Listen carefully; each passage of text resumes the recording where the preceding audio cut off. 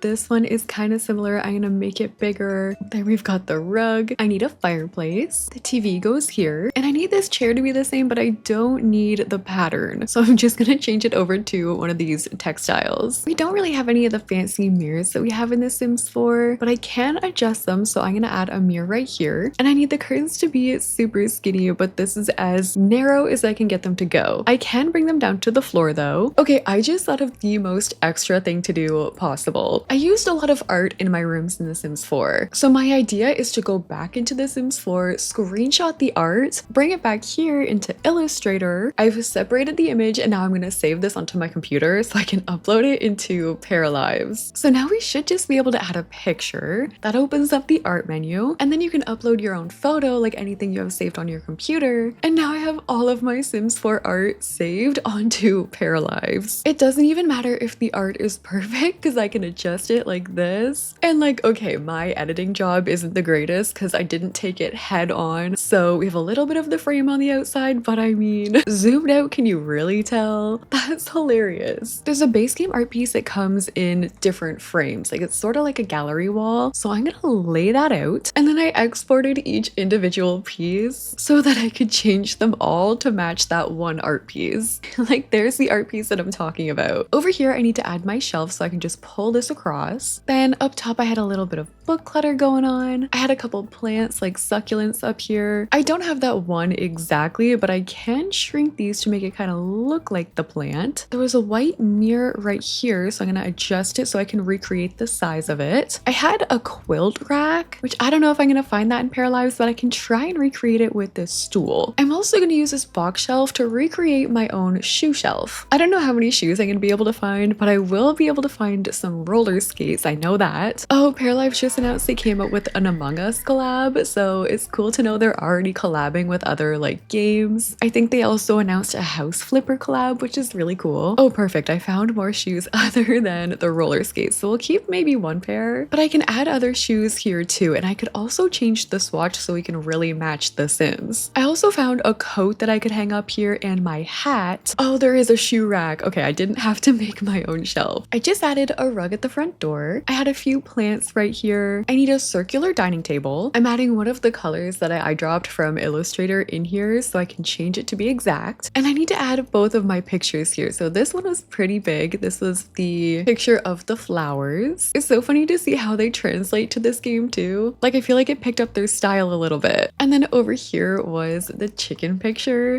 There it is. And I had a green frame. I need some candles on the table and they were really big in The Sims. Okay, what else? I still need a coffee table, some book clutter. I'm noticing with some of the books you can't actually change the swatch on them. So some things are fixed, but I think it's pretty rare. I need a bookshelf in this corner. And then I had two pictures here in the back and they were both of this picture. I did just find some blankets here so I could try and recreate the quilt shelf that I have. All right, so this is how the living room turned out in Paralives. In terms of the customization and recreation tools that I used in this, I still think this turned out pretty good. Here's the dining room over here. I'm still so dead at the art. We've got the front entry area. And next, let's go do the kitchen. I've taken the exact color swatches again, and I'm gonna see if I can change up the countertop to match. So I have my counters, I'm gonna pull those across. I have pretty much the same fridge and oven. So I actually have a little more space in this kitchen. I'm pulling the counters all the way over to match. We have the drop-in sink. I need some double counters up here, and then I need some on this side too. And then I need one counter to be even smaller so I can pull that all the way across. I really like how the cabinets and counters work. The clutter is so much easier to place pretty much everywhere because you don't have to raise anything. It'll just go where you want it to. We need a little one of these by this sink. We have the pear picture right here. I had some lighting near my windows, and I think all of my cabinets were just a little bit lower because I had my smoke detector up top. So they were actually more so like this. I had the butterfly picture right here, and I had a knife block right there. Unlike The Sims, I am able to clutter my counters a little bit more. You have more freedom with like the functionality of prepping. So like, don't mind if I do. Now I just need a trash can in the corner, and there we have my kitchen in Paralives. I will say I think I like this one a lot better simply because I can clutter up the counters so easily. Even though I wasn't able to recreate the wallpaper exactly, Paralives is the better kitchen here in my opinion. While I'm recreating the bathroom here in Paralives, I am noticing the showers are quite bigger. I can still squeeze it in there and I'm pretty sure it'll be functional, but like you lose part of the shower back there. For some reason right now I'm also not able to move this back, so our shower is just gonna stay squished. I do have pretty much the same sink. Oh, I have this mirror. I never noticed this one before. We're gonna make this a little bit bigger. I am yet to find the towels. I still haven't seen them, like the hand towels. Don't know where those are, if any, and I have been looking. I need a really small pink bath mat, so just resize this rug. The toilet goes right here. I also had a little bathroom cabinet above, which I'm not seeing. So above there, I'm just gonna add some shelves, and on there I'm gonna add some toilet paper. I'm also gonna add some Kleenex, just some little bathroom clutter things. I'm adding a couple bathroom hooks in here for my robes. What is that? That looks like a pulley. I had a hamper over to this side. I did manage to find this little towel, so I'm gonna add that so there's at least something. And since I can't find a towel to go here, I'm gonna use some actual Paralives art. I also had a couple plants over here with the ottoman. The ottoman looks like this and it had soap on it. So I'm actually gonna add in this kitchen tray. I'm gonna put that on top of the ottoman, and then on top of there, I can add little things like moisturizers or soap, some extra towels. And I feel like this is a super cute way to lay this out. So there we have our ottoman. ottoman. All right, so this is how our bathroom turned out in Paralives. We have most of the elements we needed in here, even if I couldn't find a couple things. I really like how this little ottoman area turned out. And I will say I do prefer the shelving with all of the bathroom clutter on it as opposed to that cabinet. The sunflower picture is definitely the one that turned out the best out of all of the Sims 4 art I added. That looks like it should belong in the game. So that is how our basic bathroom upstairs turned out. In the hallway in the Sims house, I just had an easel. I had a picture right here, and I think that was it. Okay, coming into our modern bedroom. For the bed, I think we could start with something like this, but we need a dark brown headboard. Our sheets were white and the blanket was like a beige. So pretty much like that. So now I can grab the bed and I can pull it over, and now we have a double bed. There's a plant in the corner here. I'm just gonna have to shrink that a tiny bit. I've got a really similar rug I can put right under my bed, and I need the 3 full body mirrors. So I'm just placing these ones and I'm gonna pull them down and make them a little bigger so they match the sizing. And then I should just be able to copy them and bring them all the way along. They might be a little bigger than this. So now we have our 3 mirrors, and I don't quite have the exact ottoman, but I can make it work by just bringing it to the edge like that. Okay, so there's the bed part. Now we need to find the dresser. I'm gonna use this one here, and I did have a cactus on top of the dresser. I just fixed that column that was clipping a little bit there. I've got this picture here I'm adding